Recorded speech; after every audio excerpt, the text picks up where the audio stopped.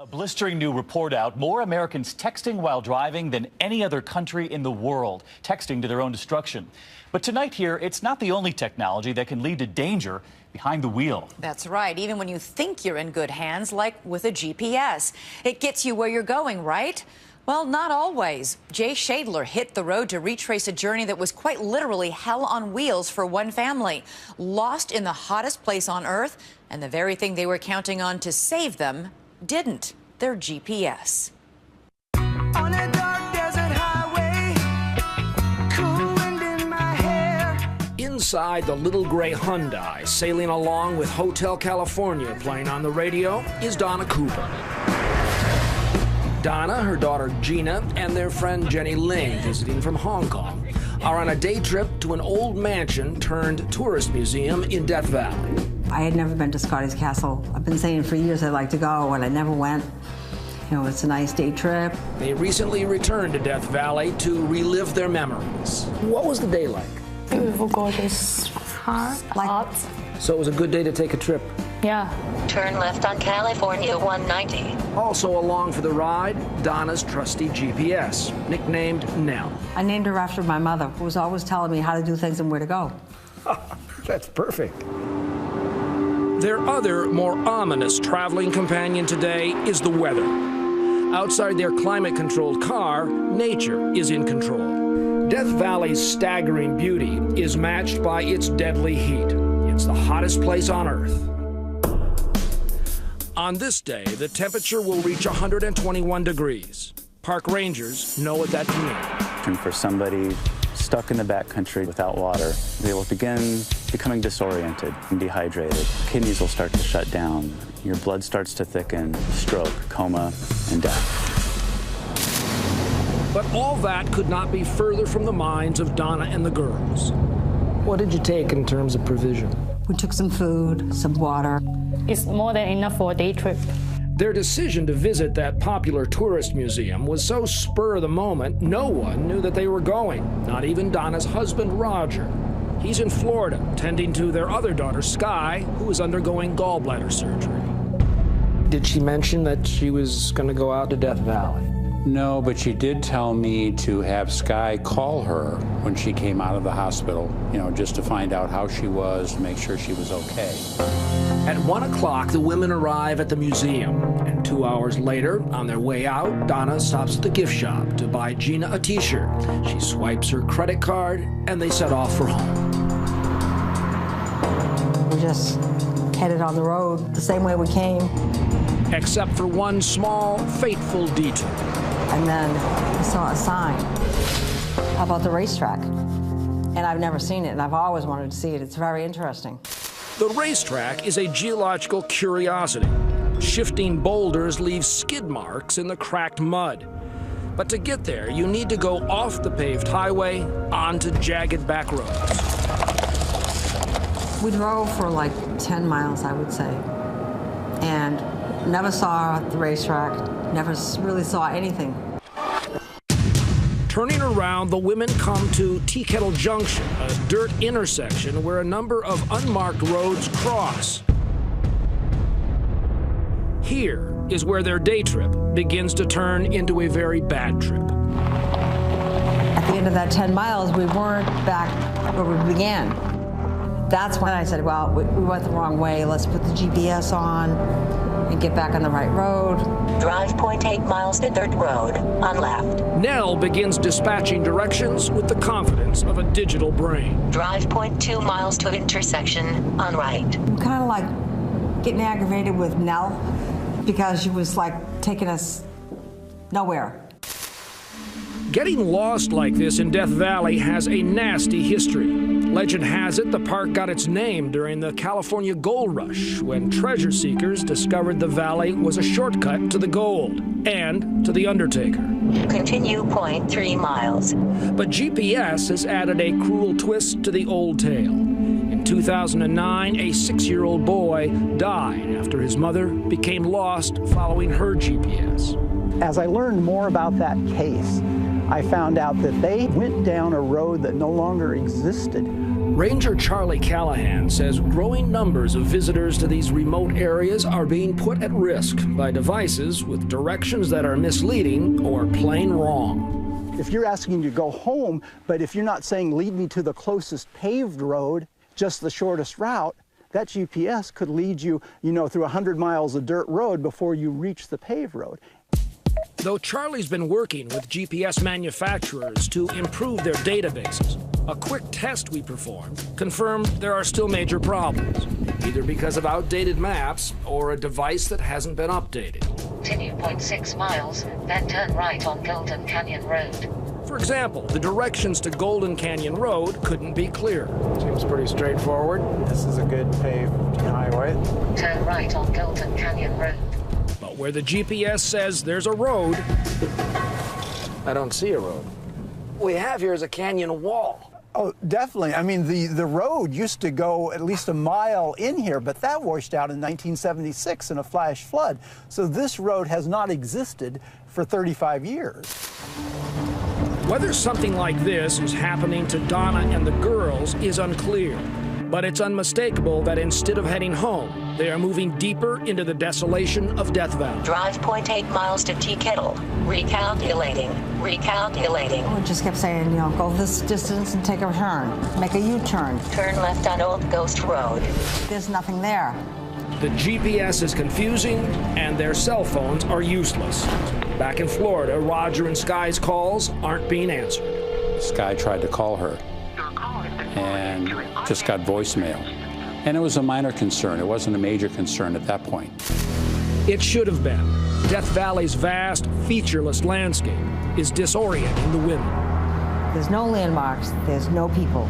There's no houses. There's no cars. There's no animals. We didn't even see an ant. The temperature is now peaking at 121, and their provisions are vanishing. A half bottle of water left and a quarter tank of gas. And then, in the middle of all this immense emptiness, a curious sign of hope. Right out of the clear blue sky, there's this row of mailboxes. Mailboxes. There's not a soul. There's not any sign of civilization. So I got out, opened them, and one of the mailboxes, there's a piece of yellow paper saying that, "Sorry, we have missed you. Come by again. We were under the big tree," whatever big tree means. Whatever its meaning, it's lost on the lost. So we put it back in the mailbox, and we kept going. Now the light and their mood grows dim. The gas tank light flashes on like an exclamation. The car spits and sputters to a stop.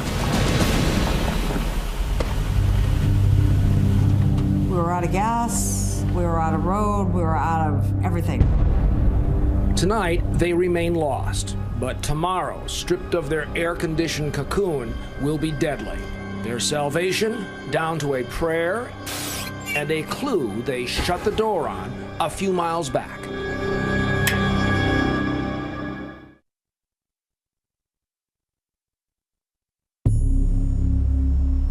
When you're lost or stranded, sunrise is normally a welcome sight. But not in Death Valley. Not in July. Weather forecast for today, mostly sunny, high near 121.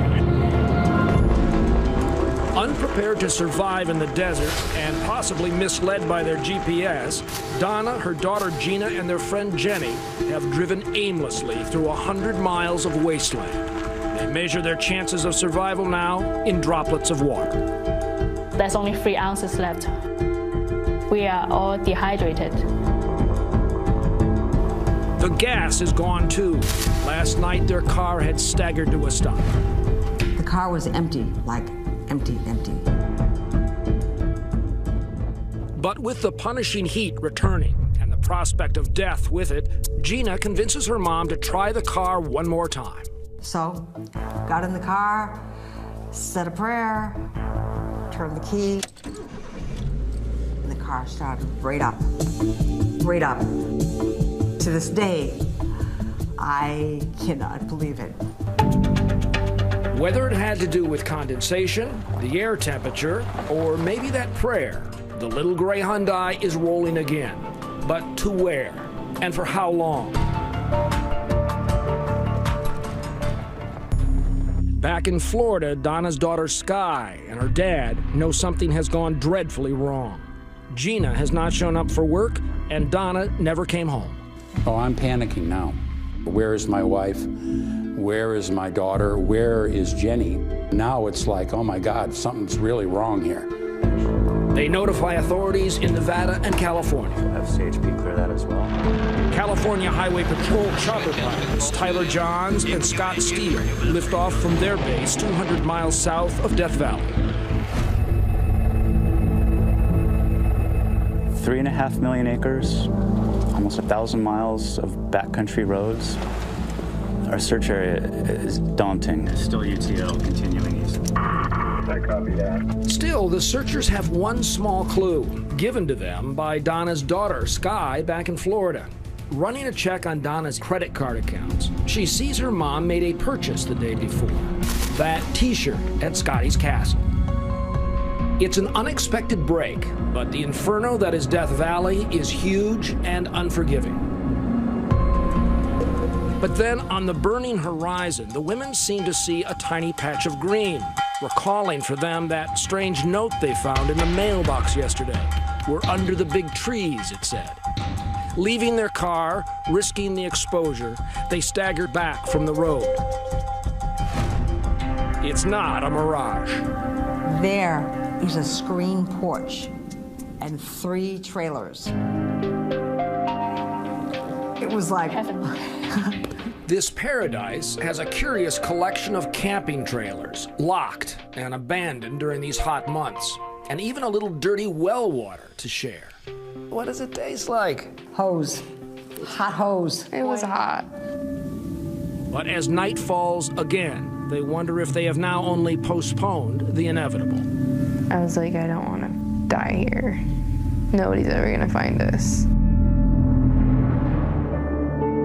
As the third day begins, even the searchers are growing doubtful. Yeah, let's bring it down to about 500. If we don't find them that day, we were pretty sure that they would be dead. And our next mission up to the park would be a body recovery. For 6 hours, the choppers sweep the skies. Though they are running low on fuel, pilots Johns and Steele decide they will check one last remote corner of the park. Kind of northbound up in Saline Valley. Saline Valley, which is, in my experience, the most remote part of the park. But tucked away in Saline Valley is that dusty camp with big trees. It's like possibly a vehicle. You see the dirt road. We saw their vehicle next to a road, which we're like, hey, is that a car? Because we hadn't seen a car all day, it seemed like. It definitely looks like a vehicle. And then I jumped down, put my sneakers on, grabbed the yellow emergency blankets, rushed out to the big tree, and there I see the CHP helicopter.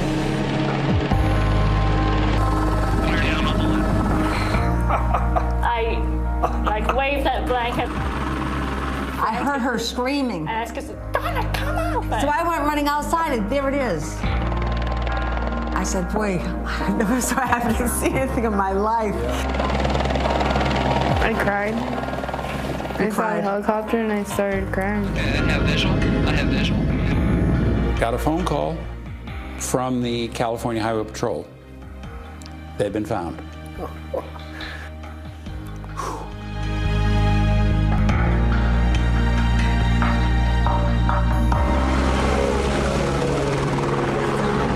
Recently, 2020 brought the women and the pilots together again. The reunion almost felt like being rescued all over. I never thought we would see them again. Oh, this is wonderful. Oh, my God. Hello! Oh, my gosh. How are you? I am so happy to see you. You have no idea. Oh, my gosh. Oh, my God. Oh, my gosh. Wonderful. Oh, my gosh. Look at you. Oh, I'm so happy. Ears must ring constantly. I talk about you guys all the time. Nice to see you. Oh, this is so nice. Oh, I like the team. oh, this is wonderful.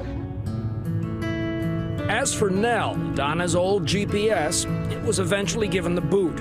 Seems it became stuck on only one direction. It just would not get off home. Just home, home, home, home, home. Suppose you can hardly blame it. And anyway, Donna's bought a new one. Yes, her name is Rosie. She usually gets us back on the right track. And I know enough not to listen to every word she says. Continue 11 miles on California 190.